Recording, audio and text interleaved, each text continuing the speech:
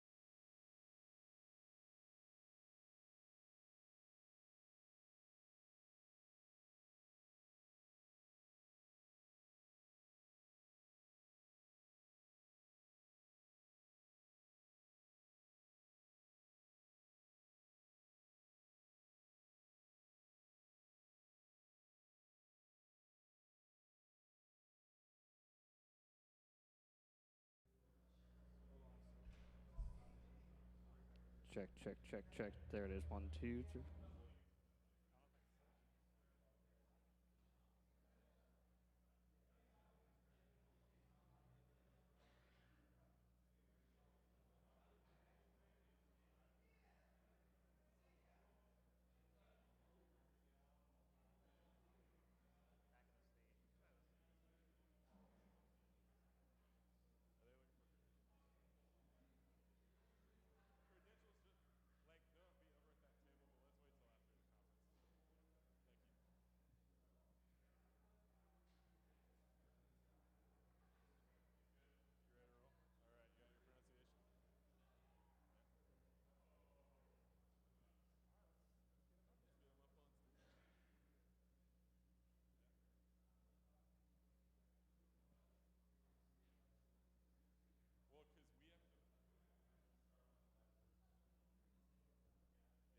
If I can have your attention, please. We're just a couple of minutes started. Fill in our seats.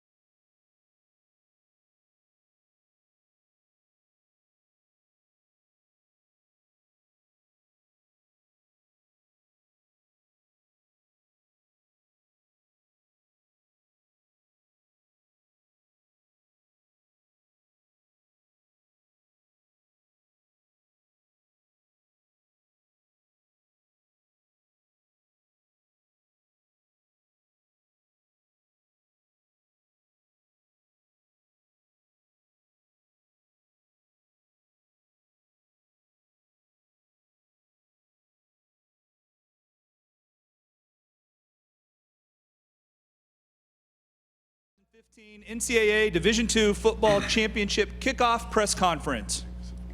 I'm your moderator, Don Wiest, Assistant Athletic Director for Media Relations at Emporia State University. On behalf of the MIAA, the Mid-America Intercollegiate Athletics Association, Kansas City Sports Commission, and Sporting Kansas City, I'd like to welcome you and offer congratulations to both of our finalists for their success in advancing to the national championship game. This year marks the 43rd NCAA Division II Football Championship game, and we're very excited for the game to be making its second appearance here at Sporting Park on Saturday at 3 p.m. live on ESPN2. The 2015 game features the Shepherd University Rams, who are making their first appearance at the championship game and will be designated as the home team, and the Northwest Missouri State Bearcats, who are making their 9th title game appearance and have won the national championship 4 times, most recently in 2013. Press conference will feature an opening statement from the head coach, followed by comments from the student athletes. We'll open up the floor for questions and then leave time for media to conduct one-on-one interviews here in the Members Club. But first, I would like to invite up the chair of the 2015 NCAA Division II Football Committee, the commissioner of the Great Lakes Intercollegiate Athletic Conference, Dell Robinson.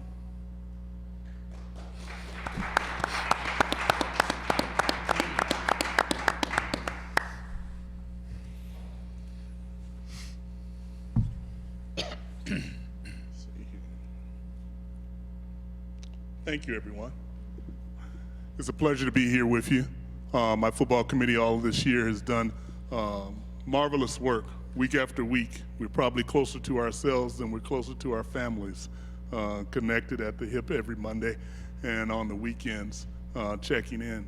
But to get to this part, we want to get here to celebrate our teams, and it's been an outstanding show you've put on for us this year. The hard work that you've put in, we would not be here at all without you. We'd like to thank the Sporting Park, MIAA, Sports Commission, and all of those entities and stakeholders that have helped bring this event together. As we've been talking amongst our football committee, it has become very important that we say that this might be the best facility in all of D2 football for a championship. The platform is set. And since the platform is set, we have our student athletes and players here. And I would just leave you with this saying to say, be legendary. What would we like to remember you by? The touchdown, the catch, the score, the fumble, all 2-word syllables. What will you leave us with? I challenge you only to one thing. Be open to talking with us to make this event better and enhance it in any way that we can. Saw you this morning, you said, do you have a wellness center or massage that we can get around here? Small things like that are things that of our interest that can make this event better. And any time that you can get in our ear, that will be very important. We appreciate the work of the coaches, student athletes, equipment people, facilities, and people that have been around the table to get us here to this point. It is a pleasure to have you here. Thank you.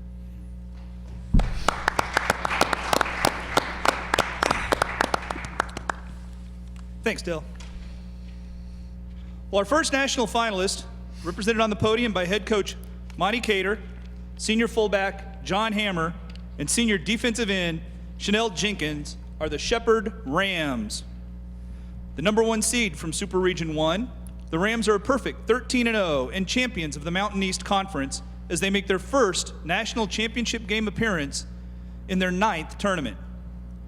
Ranked number 5 in the country in the American Football Coaches Association poll, Shepherd ranks 8th in the nation in rushing defense, allowing only 91.1 yards per game on the ground. Offensively, they rank 2nd in team passing efficiency. Coach Cater, congratulations to your student athletes and staff. Would you please make a few comments about your team and your thoughts on facing Northwest Missouri? Okay. Well, first of all, we'd like to thank everyone involved with the game for the welcome that we've had. Nice trip. We're staying in a great place. Obviously, you can't say enough about the venue that we're going to have a chance to play in. So I know everyone connected with Shepherd and in our conference are excited for this opportunity. Obviously, we're going to play against a great football team, and I had a chance to see them sometimes when the games were played in Alabama when I was on the national committee. But, you know, we're excited about this opportunity and realize the challenge that we have ahead. This has been a unique year for us. This is a relatively young football team. We only have 10 seniors that are playing. We have a couple guys that are in backup positions, but you know, I think a lot of people have said, do you think this is going to be the kind of year when you could go ahead and reach these types of heights? And I don't think you don't. I mean, I don't think you do those types of things. I think we were excited about trying to challenge for our conference championship and then hoping at that point in time it could go wherever it could. But our kids battle. We've been an underdog in every game that we've played in the postseason. That's not new ground for us, but our kids have met that challenge each week. We realize it's another big challenge, but I'm excited about our kids. I got a great staff. They've done super work. I can't say enough about them, but our kids play hard. They get after it, and it's probably the closest team maybe that I've ever had a chance to coach, and that's a long time. So we end up a lot of our practices and stuff like that, and the last thing we say is family. So it's important to us. We're going to get after it. We're going to battle, and we're just excited to be in this type of setting for this type of game. Thank you. John, you're going to step on the field for the last time on Saturday as a member of the Shepherd Rams. What would it mean for you to help the Rams win their first football national championship? It would mean everything. This is my last opportunity, and I've loved my college football experience. I love being a Shepherd Ram, and I've played with guys in the past that have gone, and we're still a tight-knit family. Not just this team, but the guys that have come through and made a name for themselves and left a legacy behind. So to be one of those guys, and to have it live on, and hopefully, if we do win on Saturday, it won't be our last, just to be able to come back and represent your school, your alma mater like that. So it would be special, very important to me. Good, thanks. Chanel, you're ranked 15th in the country in sacks. How are you and the Rams defense as a whole able to be so successful this year? First and foremost, I'd like to give thanks to God, because without him, none of this would be possible. And furthermore, our defensive coaches are great. They prepare us in every aspect of the measure, like everything. We focus, we watch tape with each other like it's homework. Like, we do everything. We so close-knit, and they help us look at the little details of everything, so we take pride in everything. We don't like people to get a single yard on us. So. Good. We'd now like to open the floor for questions. If you can just raise your hand, and Josh Slaughter from the MIAA will bring you the microphone. If you can please state your name, who you're affiliated with, and then direct your question to a particular person on the podium. Excuse me, David Boyce, NCAA.com. This is for John. What was it like in a close game against Grand Valley State to win a game like that at home and share that experience with your fans? When we're at home, when people come to play us, we don't, even if we are underdogs, whatever people's opinions are beforehand of the game, we have that crowd behind us, and it's hard to beat us at home. So, close game, yes, but like Coach said earlier, we've battled a lot this year, and we've come from behind in a couple games in, the postseason, but no one on that sideline ever thought we were out of the game. Our coaches preach to us, just do your job, and we'll make big plays, and they'll come as long as everyone stays focused. You got to know what you're doing, just give 110%, and that's what we've been trying to do. So, it was a great win over Grand Valley State. They were some big dudes. They were good football players. I know the GLIAC conference is strong, and we heard a lot about that. And so, yeah, we never count ourselves out of the fight, so especially at home. More questions?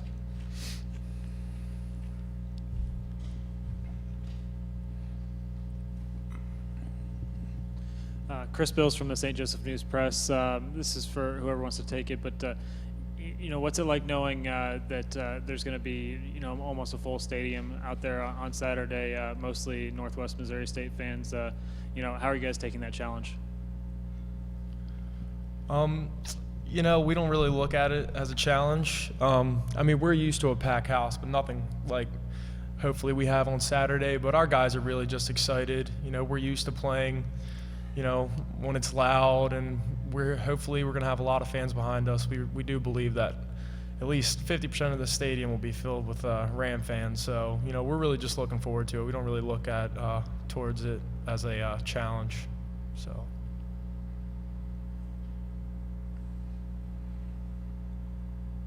Do we have any other questions for players or coaches?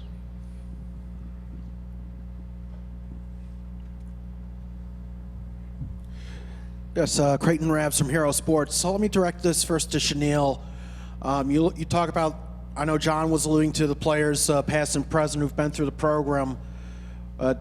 One in particular, at least from a defensive standpoint, Howard Jones. How much has he been, I guess, in contact with you or other guys on the team? And He's been in contact enough. You know, he's living a very busy lifestyle right now, but he definitely helps out when he comes to town. And, you know, just a few words of encouragement here and there for the program, so especially directed towards the defensive line. And one quick question for John. You talk about, in your role as a fullback, talk about how big it is about your offensive line.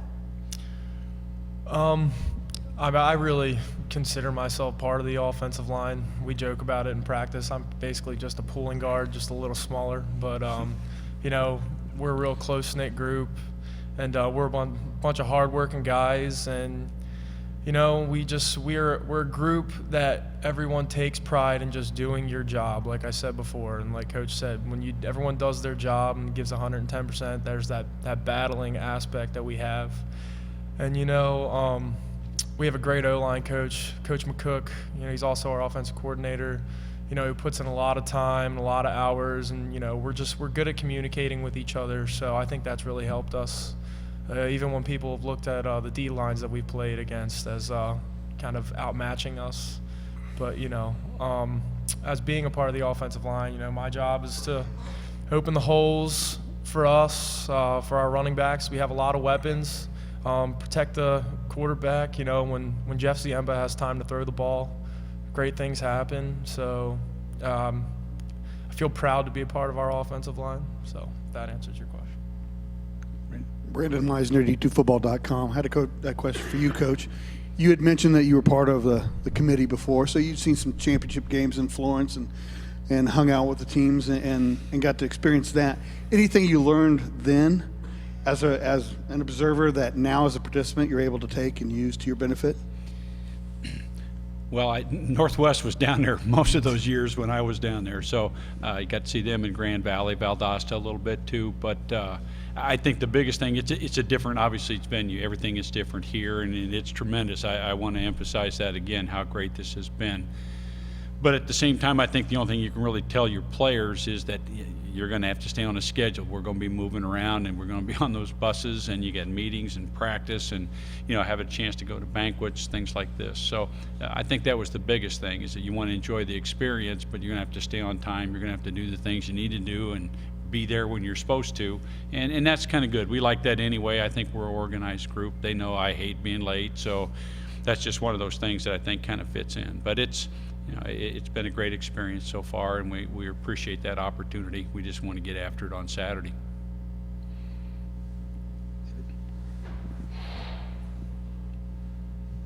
This is for you, Coach. How proud were you of your team last Saturday to overcome the adversity of losing your quarterback early in that game? That was a high-scoring game, and your team kept fighting and fighting until it won. Well, I'm glad you brought that up. I know both of these guys have, as important as their roles are, you know, on our football team, you lose a Harlan Hill finalist so early in the ball game, and you're looking for that next person to stand up. And everybody talks about the next man up, but definitely we had that type of situation. We lost our free safety too, but you know, Jeff has been so good for our offense. He's been able to go ahead and be a leader. He's still a junior, you know, so it's great to have him back. I can keep making house payments and stuff like that, I think. So the biggest thing is you lose him, and that could have wiped us out early on. You're thinking this is going to be a tough ball game against a great opponent, even at home, to take that most valuable cog right out of the middle of it. But you know, Connor Jessup really stepped up, and the surrounding cast helped lift him up too. But he walked in cold and was able to go ahead and direct us down to a score, and you know, just a great example, somebody being able to go ahead and go in there and help their teammates win. Do you have any other questions? Oh, Chris.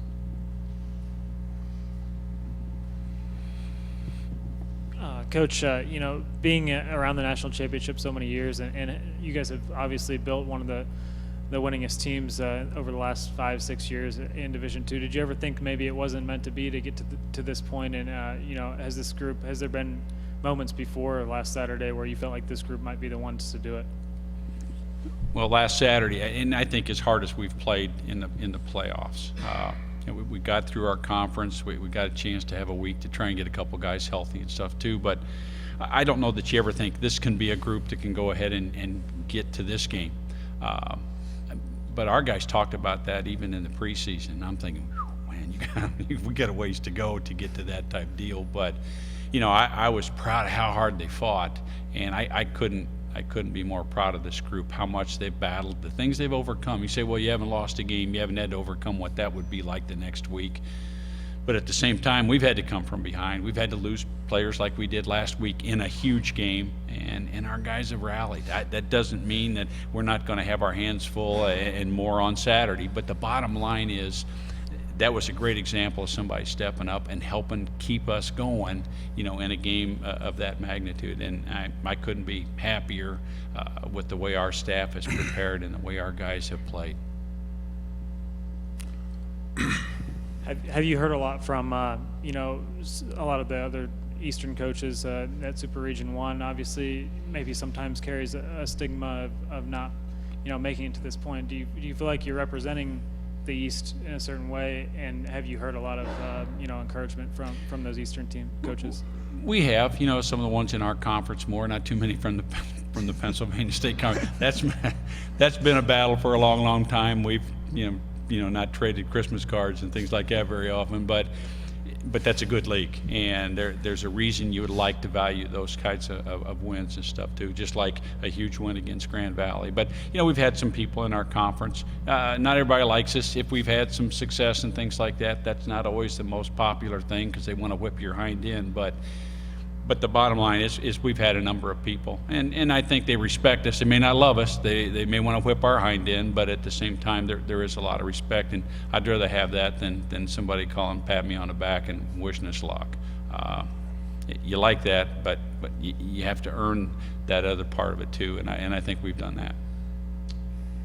Chenille, watching the way West Georgia kind of shut down Northwest for much of the second half last week. Did you see anything that you guys can take out of that, and especially from the defensive line? You guys have obviously been good up front as well. You know, do you see anything that really stuck out? Well, the main part was them just being physical. You know, I don't know what kind of defensive schemes they run, so I don't really know where they were supposed to be, but they was being physical. So, you know, that with our assignment and our alignment, that should do the job for us.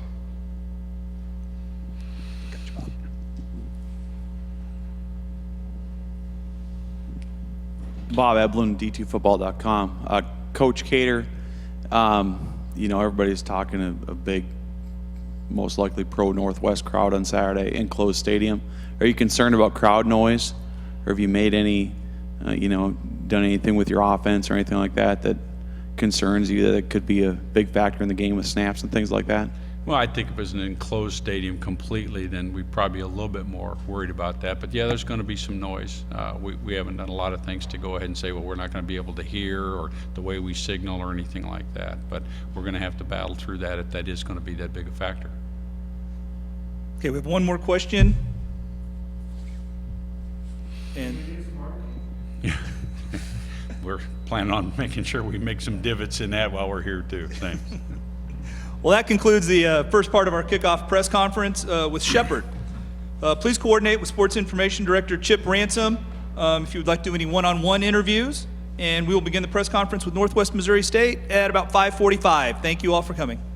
And good luck to you guys on Saturday. Thank you. Can I take this?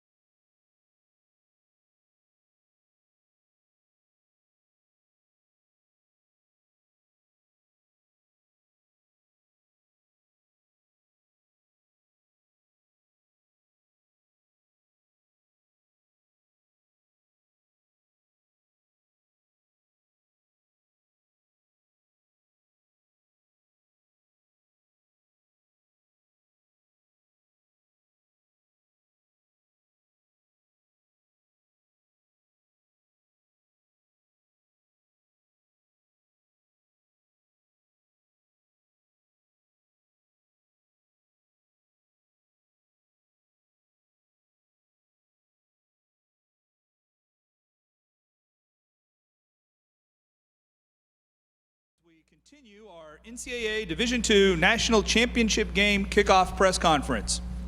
Our second national finalist, represented here at the podium, head coach Adam Durrell, senior quarterback Brady Bowles, and senior safety Bryce Inyard, are the Northwest Missouri State Bearcats. The number 1 seed from Super Region 3, the Bearcats are 14-0 on the season and are looking for their record-tying 5th Division II national championship in football. Ranked number 1 in the AFCA poll, the Northwest Missouri State football program has reached the national championship game for the 9th time in 19 postseason appearances and for the 2nd time under Coach Dorrell. The Bearcats lead the nation in total defense, rushing defense, scoring defense, and team passing efficiency defense. Coach Dorrell, congratulations to you and your student athletes and staff. Would you please make a few comments about your team and your thoughts on facing Shepherd on Saturday? Yes, thank you very much. First off, it's an honor to be here. I think it'd probably be a little bit of an understatement to say when we found out this game was moving to Kansas City, I think immediately what goes through your head is an opportunity to bring your football team or any of the MIAA schools for that matter to have a chance to play in this venue. So it's extremely exciting, and it's an honor to be here. I know how tough it is in a tournament format to make it this far, so we know there's been a lot of good teams that were knocked out. Just proud of our team and our kids. I think the things that stick out to me is, I really challenged our kids back in January. We had a meeting, and I'm always very honest with our kids and just point blank told them, on paper and where we're at from a depth standpoint and experience, we were potentially looking at maybe being, 7-4 this year. And I think our guys have really used that as a rallying cry. The thing that was great is I think they really believed it, and I believed it at the time. So to see these guys put in the amount of work that they put in since January has been absolutely just awesome. I've been very fortunate at Northwest Missouri State to have great senior classes every year, but the group of seniors I have this year I think have been special, and I think the thing that stands out to me is, I've talked to Coach Churchman about this before, I just feel like this group of seniors raised the bar for the expectation level at Northwest Missouri State, especially in the summer. We had 95 guys stay again this summer, and they put in a tremendous amount of work to get us to this point. The other things that stick out to me is, we've played, in my opinion, we've played well on defense all year. I think we've had some growing pains on special teams. I think we got that fixed, a couple games in. But the thing that stands out to me right now is that we've improved offensively, especially since about midpoint of the season. And we've got a good recipe right now. We're playing good on offense, defense, and special teams. So it's a good formula, but doing some good things. We're a very unselfish football team. And I think, again, in the norm with college athletics and athletics today, I think that can be a challenge for coaches. So I'm proud of our kids. We're very unselfish. And, the last thing that I've been asked, I think what makes, our team special this year, I think every year you have a little bit of a different identity as a football team. I think the thing that really resonates with me is I think our kids really love each other, and they play for each other, and they play very hard. And as a head coach, at the end of the day, that's all I can ask for. And it's been a lot of fun, and I'm very proud of our seniors and our captains. And I'll stop there, turn it back over to you. Brady, just kind of going off what Coach said, you were part of the team during the 2013 championship run. What makes this year unique and special for you? Senior year. Everybody wants to go out with a bang your senior year. And, 2013 was a great year. It was a lot of fun. But when you're a senior, everything's just that much more sweet.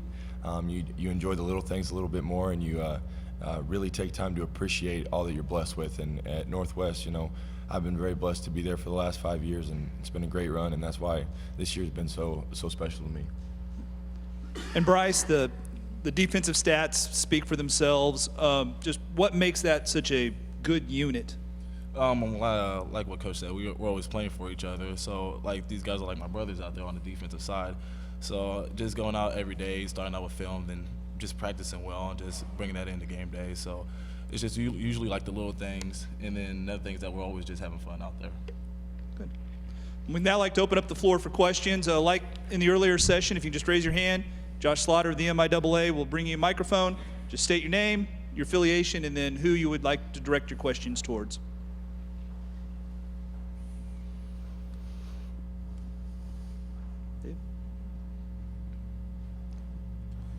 That's Creighton Rabs Hero Sports. Brady, I know we talked about this earlier, but I guess for the benefit of really the rest of the media here, just talk about the impact Sean Bain has had on this team this year. He's been a big playmaker for us. You know, he's having a great year. You know, really our whole receiving core has done a great job getting open and making plays. And, you know, that starts with the run game up front. We do a lot of play action type things to try and get behind the defense. And, you know, with our run game being as well as it has been the last couple of weeks, we've been able to get Sean, you know, behind the secondary and get him open. And he's had a great year this year. He's really stepped up in a big role, and really proud of him. And Coach, if you want to, if there's anything else you can add about that. Yeah, I think the thing that sticks out to me with Sean, I think he's gotten better each week.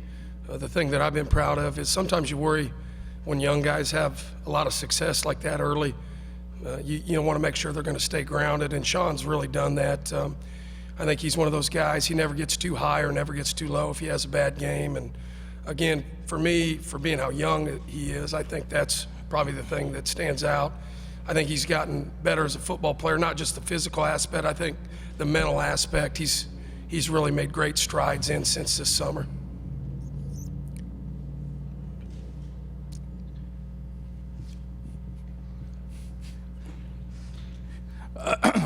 Brady, last winter when Adam said you're a 7-4 team on paper, what went through your mind and what went through the minds of the other seniors? To be honest, at first we kind of all went back to the locker room and we were just like, can you believe that? 7-4? You know, we were shocked at first, and, you know, it kind of took it to heart. And, you know, AD knows what he's doing, because that really was our, like he said, our rally cry. I mean, we bought in. We said, you know what, we're not going to be 7-4. We want to be better than that, and really used it all throughout the summer. And, you know, we used that to challenge guys, kind of, you know, say, hey, you want to be 7-4 this year? Because I don't. You know, let's go do this extra stuff. So, you know, we used it as motivation.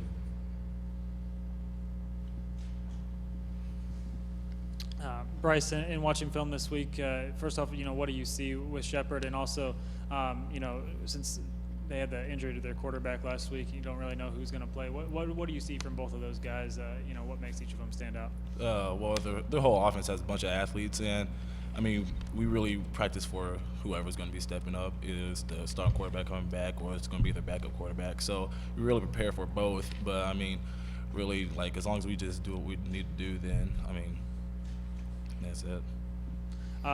Is looking across at you know, their number 81, Billy Brown. You know, does he remind you of anyone? Is he like anyone that you played this year, and how much of a challenge is going to be to match up with him?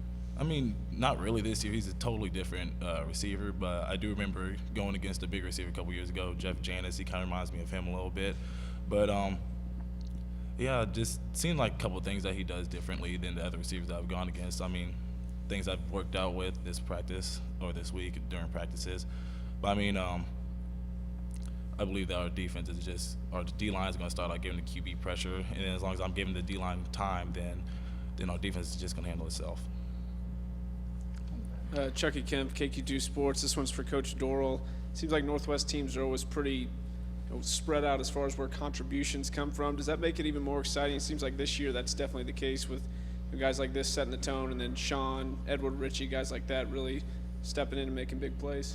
Yeah, it's, you know, there's been other years where we might have had a really marquee receiver like Jake Soy, a guy like that, but, you know, by design, we try to be very multiple, and also who's touching the ball, running, passing, screens. So a lot of that's by design, and again, just philosophically, I think it makes us harder to defend, and I think these guys will tell you we do a lot of work with self-scout stuff week to week, and you know, my big deal is we just try to stay out of tendencies as much as we can, and I think by spreading the ball around, that really helps.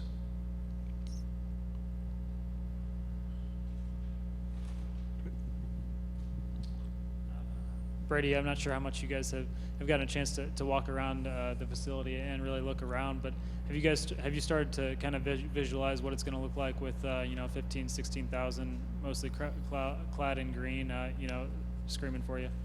Yeah, I haven't got a chance to see the field or the stands a whole lot yet, but everything that I see, I'm liking.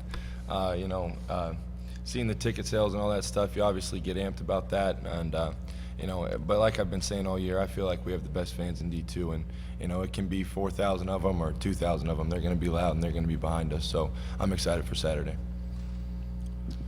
Coach, when you look at Shepherd and their track record, obviously getting to their first title game, what do you see from their program, and do you feel like they're kind of, maybe an overlooked just because they haven't, made it out of that Super Region 1 and made it to the title game yet? Yeah, first off, they're not being overlooked by us. One of the great things in coaching is you can sit up there and talk Sunday night, but the best talk is when you throw the film on Sunday night, and they stick out right away. I think the things that really stand out to me, number one, is their defensive line. They're playing anywhere from 7 to 8 guys, and they're staying fresh. They're big, strong, rangy type kids that can stop the run. They really like to do that and get in obvious passing situations, and then pin their ears back and go get it. I think they're very talented in the secondary. Number 5 is a very gifted safety. His ability to spin in the box and tackle. But man, for a guy who plays as aggressive as he does, you never see people getting behind him very much. So just very, very, very fundamentally sound on defense, athletically. And then offensively, their ability to run the football makes them very dangerous because, when you're doing that, they're throwing the ball because they want to, not because they have to. A very talented group across the front. But again, the thing that really sticks out to me as a head coach, and our other coaches have said it, it's a very well-coached football team, very fundamentally sound, very disciplined, and they're a hard-nosed group. Coach Matt Miller, Talk Radio WRNR. You mentioned, when you approached your team about, we could go 7-4. At what point in time did it strike you that this team took that to heart and you went, we could get where we are today? I think the first thing that sticks out to me is down at Central Missouri State in Warrensburg, we were pretty much behind the entire game, and I think it's safe to say we weren't playing very well as a football team, not to take anything away from Central, but we just felt like we could be doing things better. The thing that I saw is just our leadership on the sideline, starting with Brady, Phil, Shane, our other offensive guys. The defense I thought was playing pretty well offensively. We were sputtering, but we hung around, and then, Brady led us on a, 68, 70-yard drive at the end of the game. I made 3 huge passes, and then I ran a quarterback draw in for a touchdown. And I think it really set in for me, just watching our kids interact with each other that game, that our chemistry was really good. You follow it up, and we're down against Central Oklahoma, and we rallied late to win that game, and again, to see that. But probably, I think going to Pittsburgh State and beating Pittsburgh State on the road is a huge challenge. That's another game that stands out to me. And then obviously playing a very tough Emporia State crowd in a team in a pressure situation for a conference championship. The way our guys acted all week, they never got caught up in the game. They stayed committed to the process. I think after that game, I really knew that we were going to have a chance to do some good things in the playoffs. Coach, you touched on the excitement of playing here a little bit, but how much of an impact can the venue and just the ability of your fans to get here, how much of an impact can that actually have on the game itself? Well, I think it could potentially be big. This spring was the first time I actually had a chance to be here in a soccer game in an environment where there was a crowd. I was here with my wife and 2 girls, and honestly, that's the first pro soccer game I'd ever been to, and I just couldn't get over how loud it was, that game. I can't remember the score. It was 5-4 for a soccer game, very unusual, so it was a pretty exciting deal. But I just remember thinking at that point in time, I was just like, man, you get this place full for a football game, this place could be nuts. So I think there's potential there, but, it's like I told our kids, those are things we can't control, and, I'm smart enough to know that the crowd's going to come or go as we're playing, so we need to do our part to get them going.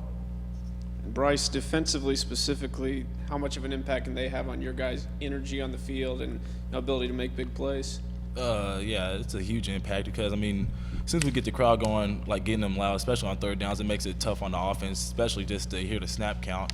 And really, like I said, it's a huge impact, just like a 12th man on the field.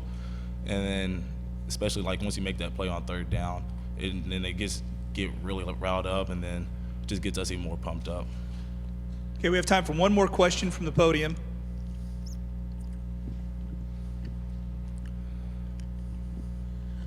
Directors to Coach, you were alluding to how your teams have how well they've performed in all three phases. Specifically, let's focus on the special teams. Shepherd in the last couple games they've been known to block more than a few kicks. And how critical is that going to be in making sure that Simon Matheson has enough time to get his kickoff, and Matt Thorman too, for that matter? Yeah, I'll start with their pump block unit, special group. I think the thing that's unique with them is they change what they're doing up each week. They have a couple key individuals involved in that pump block, so they try to get matchups. They try to find your weak spot and go. So that's going to be huge. Obviously, we've worked on that all week, and then their ability to bring edge pressure and pressure up the middle to block field goals is going to be important too. So again, you look at both our programs, and there's so many similarities, and both of us have had the ability to block kicks all year, and I think obviously that's probably going to factor into the game Saturday. All right, and that will conclude our press conference, the kickoff press conference with Northwest Missouri State. If you'd like to have interviews with any of the players up here, or they do have some other players back in the back, please see Marshall Fay, the Sports Information Director at Northwest Missouri State, and he'll take care of you. Again, thank you all for coming out for this evening to Sporting Park, and we look forward to seeing everyone back out here on Saturday at 3 p.m. as we crown the 2015 NCAA Division II Football National Champion.